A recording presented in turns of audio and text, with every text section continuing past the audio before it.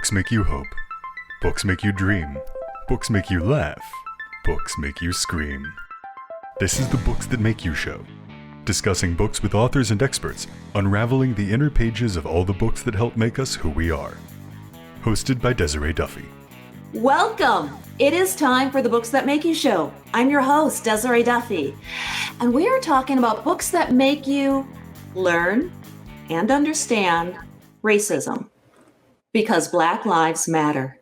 And we are living in a pivotal moment in history, and it's been a long time coming. Books can and will and should put things in perspective for us. They're this deep dive that I think we all need to take to some degree. With recent protests and the outpouring of support for Black Lives Matter and for change in our law enforcement system, well, the publishing world has seen a surge in book sales on topics revolving around racism, Black history, and social justice. This special edition of Books That Make You will discuss several books with my good friend, KJ Matthews. You may remember KJ. She's been on the show before, and she was one of the moderators for the Integrity in Journalism panel that was part of the LA Bookfest. KJ is an award-winning media and entertainment journalist and a regular contributor to BBC News, DW News, and she was previously with Extra News and CNN for more than a decade. She is also the founder of Traveler Confidential, which is an eco-luxury website for travelers. Hello, KJ. Welcome to the show. Hello. Thank you for having me on again. I love returning. I'm excited to have you. And we've got some really interesting books that we're going to cover. Let me just read them off really quick, okay? Perfect. We are going to be digging into How to Be an Anti-Racist by Ibram X. Kendi, White Fragility, Why It's So Hard for White People to Talk About Racism by Robin DiAngelo, What If I Say the Wrong Thing?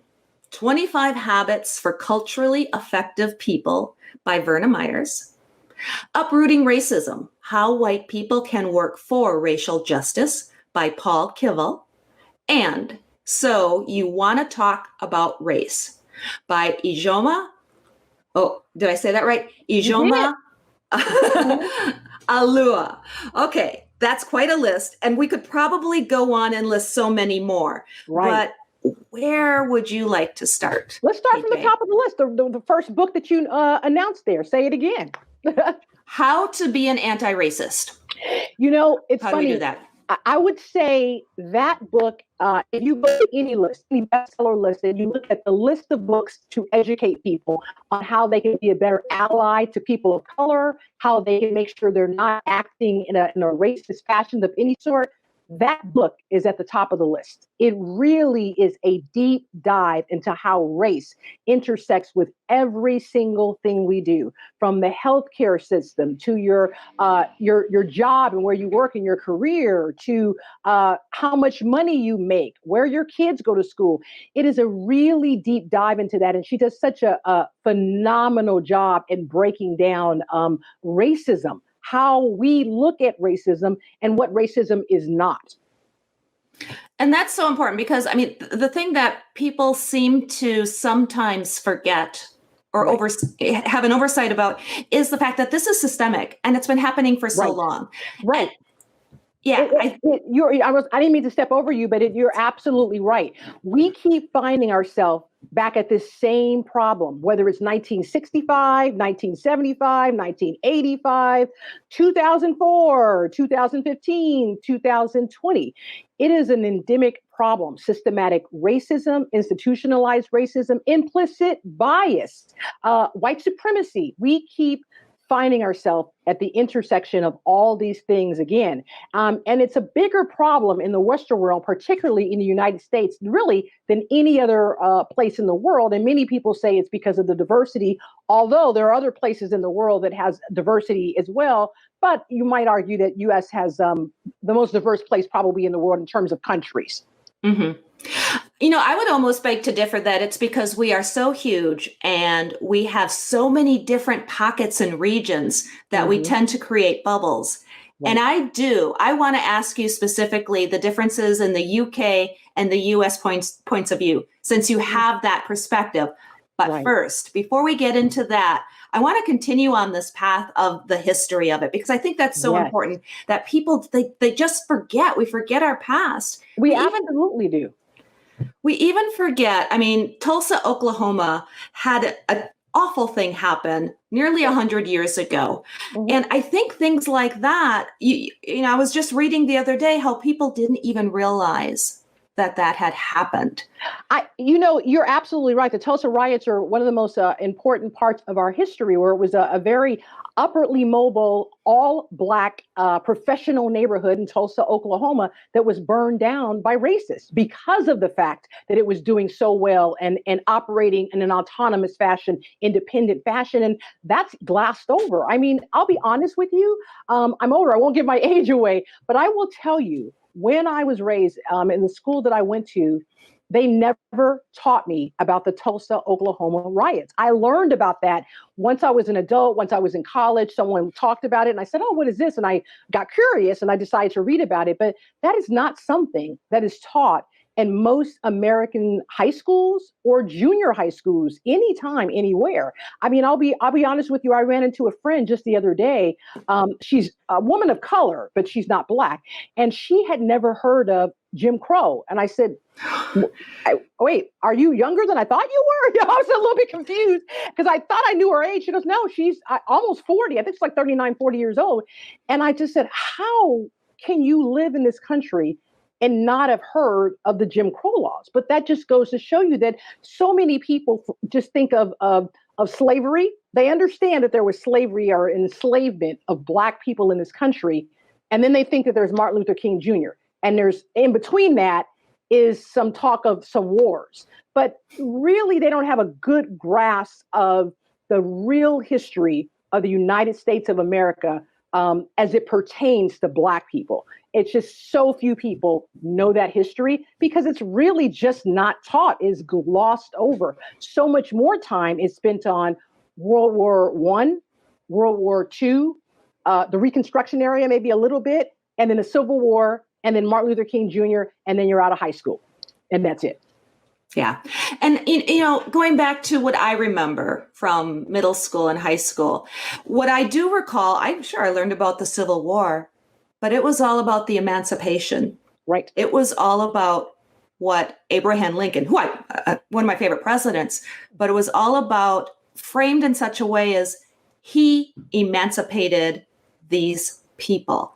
Mm-hmm. It was about people, you know, white people helping the Black person. And I just, that always stuck with me because I want to know about what Black people did. I want to know their accomplishments. I don't want it framed in a way that it's how white people helped Black people. Am I making sense there? Absolutely. You know, that idea of whiteness being the center of everything, that very Eurocentric viewpoint, is something that we still have today in 2020. It just is something that has never moved away from this country. It has always been that way. You see it in books, you see it in movies, you see it in TV shows. It's always whiteness as a center. And it's so hard to get away from that. But schools teach the same thing. You're absolutely right. I mean, it's really, the onus is really being put on parents to go out there and say, well, let me tell you about, you know, Frederick Douglass. Let me tell you about Harriet Tubman. Let me tell you about all these other great figures that tried to bring about change or that discovered things that you never learn about. And it's very hard. I mean, I'm just so happy that we have books like this that can kind of delve into that, but also help us understand why we think the way we think in 2020. And okay, let's get on to our next book, because I think that's a really good segue into white fragility. Why is it so hard for white people to talk about racism?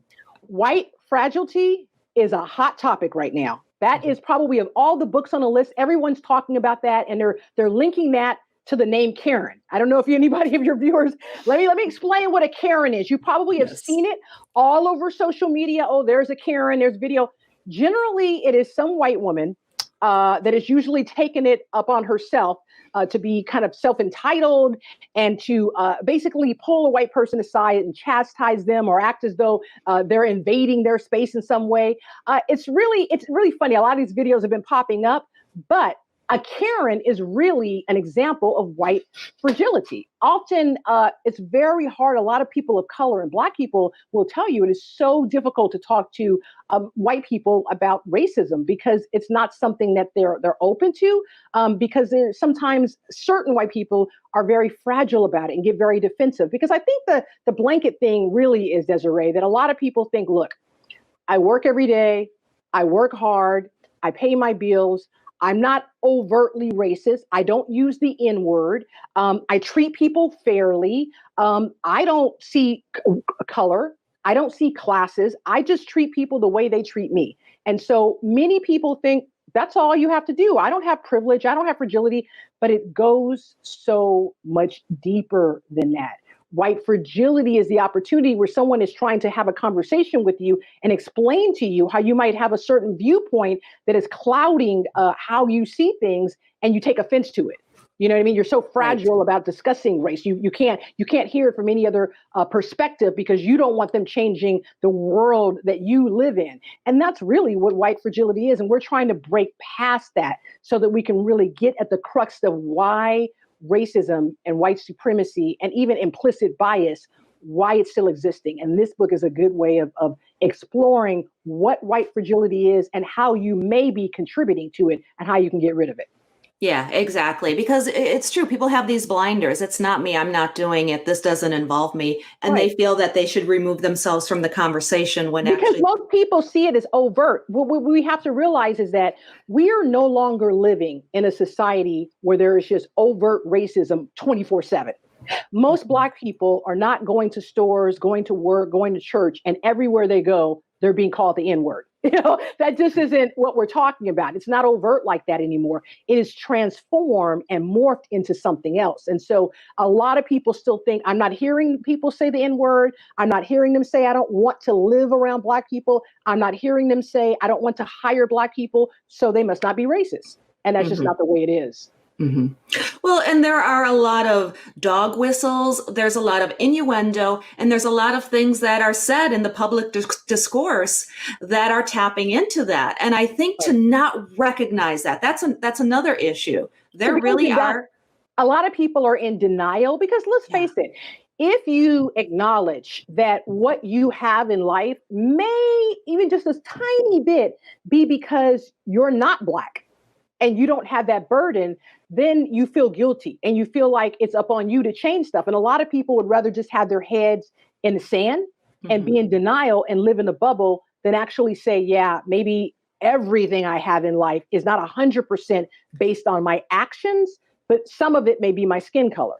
And a lot of people don't want to admit that and acknowledge that. It's like, I would say white privilege. We all say that. I talk to people all the time where I say, white privilege is when you can drive in a Rolls Royce or a Tesla or a Mercedes Benz anywhere you want and a cop not pull you over because they see you in that car and think, oh, she looks like she fits. That's fine. Whereas a Black person may be driving the same car, have the same profession as you, but drive in a neighborhood that's extremely expensive and be pulled over and just ask a lot of questions. Not that they're arrested, but just ask questions because maybe the officer or the person that saw them didn't think they fit there. Well, and then there are some people that will say, well, they should ask them questions. That's not normal. They justify it. And I'll tap into Trayvon Martin a little bit because I think that's such an excellent example of a young boy going to the store to buy Skittles because somebody felt he didn't fit in that environment, in that neighborhood. It's that exact same scenario. And look what happened there. Too, taking it upon himself, George Zimmerman being entitled, with the absence of law enforcement, automatically springing into, I'll be law enforcement and I'm going to go over there and I'm going to do a citizen's arrest and I'm going to talk to him and I'm going to do the question. The audacity to feel that you have the power and the position to do that says everything about why we're in the position that we're in. Yeah, it goes back to he's just a male form of a Karen taken to the nth degree, isn't he? Absolutely. And it's dangerous. That's why we're here, because it causes so many problems with people and their implicit bias and their misperceptions about what they think Black people are capable of and what they're not capable of. And that's something it's going to take a while. I understand a book is not going to do it just in one day, but we have to start having the conversations, and we have to start seeing Black people in all sorts of spaces, not just in a space that people think we belong in. Precisely. Okay, let's go on to the next book, because this fits. And I think this is part of it too. People don't know what to say or how to say it, and they're afraid they're going to say the wrong thing. So what if I say the wrong thing? 25 habits for culturally effective people. Let's talk about that. Let me tell you something. I know, and I'm not speaking for every Black person, but most people of color, and particularly Black people, they would rather have people say the wrong thing to try to be educated and try to learn more than to do and say absolutely nothing. Silence really is like fertilizer for racism. It absolutely is. Say nothing only breeds more of it. So saying the wrong thing, there's never the wrong thing. It's just you trying to educate yourself. We are all living in this world where we're trying to learn about each other, where we're trying to find out things about each other.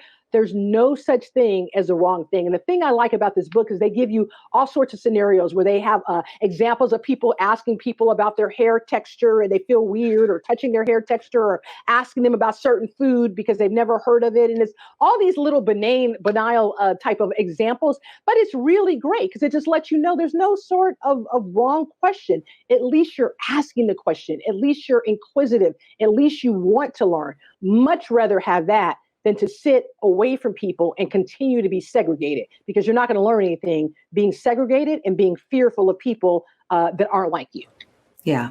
I think the key there is just being honest. Yeah. If you're talking to somebody, just say, okay, I might not be saying this the right way, and letting them know you're coming from a genuine place. Absolutely. If you tell them, say, look, I feel embarrassed that I'm even asking you this question. I probably should know more, and I'm sorry, but I don't want to say the wrong thing. How can I do this? Or how do you think I should say this? Or can I ask you this question? I guarantee you 99% of the time, people will appreciate the fact that you care enough to ask them. That's all people want. They just want you to care. Mm-hmm. Exactly. Okay, let's get into what people can do. Uprooting racism, how white people can work for racial justice. Yes. And this is by a white author. It's great. He links it back to Obama's years when he first came in office, and how there was so much systemic racism and institutionalized racism in the legal system, with the police brutality. There's so many different layers and levels of it. And that thing I like about this book is that it tells you how to fight those type of isms, so to speak, in all those different areas, from the systematic changes that need to take place in every police department, to the fact that we need to change our judicial system to make it much more fair, to how you can get equality at work. So it's all these concrete examples about how you can change the environment that you're in and make sure it's better for other people in areas that you're not even in, when it comes to law enforcement and whatnot. So I do like it. I do like the fact that he's a white author and he's bringing a different perspective. So it's not just like a lot of Black authors talking about racism. It's a man that's bringing his experience as a middle-aged white man into the system and how you can affect change. And I love that. Yeah. And again, that's just so important. And one of the things that happens in the literary world a lot of times, and for the most part, we're talking about nonfiction books, but Right. especially in fiction, sometimes authors struggle with, I want to bring forth this voice. I remember it's going back a while, but I had an author on he's a white man, but he wanted to write from a Black person's perspective. Wow. And I think that in the book world, one of the cool things, I actually am an advocate for this, as long as you're doing it intelligently and, again, from a genuine place, because when you write from somebody else's perspective, what better way is there to really understand them? When you, as a writer, get into their head, I think that's a beautiful thing. Oh, it's a beautiful thing. And so many people are afraid to do that. You know what I mean? They're so afraid to do that. But man, oh man, if more people would do what your author was suggesting do, we wouldn't have half the problems that we have in this world. It is the inability to see things from other people's perspective that has us right here. Yeah, yeah. I would recommend that as a challenge to writers. So I Yeah, know we have so many readers in our audience, but so many readers are also writers. It's a right. writing experiment, right from Absolutely. the perspective of a young Black girl growing up in Alabama in the 40s. Right. And Take something like I that. challenge people to do that because so many people see people that don't look like them as the other and they never want to humanize you. What Mhm. that will do is force you to humanize the other. And that's really what we need. Yeah, exactly. Exactly. Okay, so you want to talk about race. Let's get into that book next. Yeah, yeah. She's an interesting author, and she brings a lot of different clarity to it. We really in this book see her talking about race from a different vantage point. Most people talk about race kind of on the corners of it, and we talk about issues and we talk about things that happen in the news, but we don't really talk about what is race. Mhm. Biologically, culturally, judiciously, all of those things. And she really kind of breaks down all those parameters and makes you feel a little bit comfortable because I think as she starts peeling the layers away and talks about the biological part of it, the scientific part of it, how do we even get these various hues and different colors we have? And how do we start to form our ideas of making sure that one color is higher than another color and putting a value system on it? She goes back to that. And I love that part. So we can really begin to see how did we start adding value to a color? How did we start Mhm. adding value to a hair texture? How did we start adding value to features on faces? And it really just gives you that historical perspective that I absolutely love. I mean, it really will round out the list for sure. Yeah. And again, that's so fascinating. Let's face it, genetically, we are so similar. Right. The differences in the color of our hair, skin texture, etc. It's so minuscule. We're so much alike. And I think that's something that I always just pull ourselves back to. Right. Culture, society, the way we are raised, that's very different. Hmm. But Very different. underneath it all, we're all the same. Yeah, and I say this all the time too. That's why socioeconomic, you will see people of all different colors, but if you're all with the same job, making the same amount of money, you're much more alike than maybe somebody that's making even $100,000 less than you. You know what I mean? So cultural differences definitely matter, but not so much racial differences. Not at Right. all. No. Right. Well, and it all goes back to, again, it's a class system. It's Correct. how you are raised, the environment that you are put into. We don't have that choice Right. when we're Right. born And we have at to all. realize too. I mean, not to keep hitting over the head again, but our country is still young. I mean, Mhm. yes, it's been around for a hundred of years, but we're still young. Remember, this country was built on the idea that people that were darker than the people who discovered this country were not even seen as humans. You know what I mean? They were seen as animals. So that is something that has been passed on from generation to generation to generation, and it is going to take time, lots of time, to decondition people and get them to understand, as my cousin used to say that figuratively, that the white man's ice is not colder. Ice is ice is ice is ice. You understand what I'm saying? So Yeah. it's still taking us a long time, generation after generation, to understand we are all equal and not to act upon the differences that we see. It's hard and it's a learning lesson, but as we see, we will continue to repeat history unless we change. And now I'm curious because you do work for the BBC and you've traveled so much. So you have that perspective. So I Yeah. do, going back to what we mentioned in the beginning, I do feel like there's different areas in the United States where you're just in this bubble. And I feel that that is part of the issue too. How do you Right. feel it compares the US and the UK perspective? It's so funny because I've had so many different perspectives. For many people who may not know, I was born and raised in Los Angeles. However, as a news journalist, before I switched over to entertainment journalist, I was a general assignment reporter and general assignment anchor, and I Mhm. covered hard news. So I moved to Kentucky. I lived in Alabama. I lived in Georgia, and I even lived in New York. So I've lived all around the United States. And I'll tell you, it was so surprising when I moved from California to Alabama and just see how things hadn't changed. That was the first time living in Alabama was the very first time that I'd ever seen a Confederate flag. Yes, I saw it on Wow. television. Yes, I'd heard about it. Yes, I knew people still, were emboldened to have it on their truck, but I never actually saw a Confederate flag up close until I moved to Alabama. And that was somewhere, I only want to date myself, but in the early 2000s. Mm-hmm. Can you believe that? So fast forward to after working in these local news stations to now moving over to international BBC, and I also do some work for a German network called DW English and an Australian network, ABC TV, and it is very, very different. I've traveled all around, and I'll be honest with you, I think the most times that I've ever dealt with kind of racism, and it's more covert racism, and even institutionalized racism, has been here in my own country, unfortunately. I just haven't had those experiences when I visited Sweden, when I visited Switzerland, when I visited France and Italy and the UK.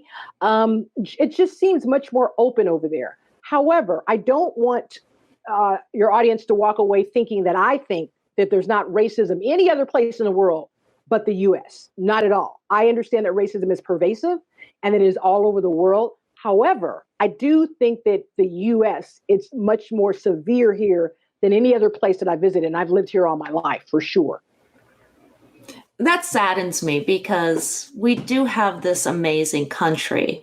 And in many cases, we tend to be the country that all the other countries look up to. We're like the big brother country. Yeah, So, and it's sad, of course, with all the things that are happening, in the last couple of weeks or in the country right now with the pandemic and everything else. But people, I think, around the world, and I'm hearing this from my European friends, that, wow, they don't think of the US the same way anymore. They are seeing this mask be pulled down and they're like, wow, America is not perfect. America has its flaws. America is trying to fix its own problems. And to be honest with you, that doesn't make me upset. I'm glad that we're more authentic. I'm glad that we're more real. I don't want people from the outside looking at America and thinking we are a perfect melting pot and meritocracy, because we are not. We are a great country with a lot of great people, but we are by no means perfect.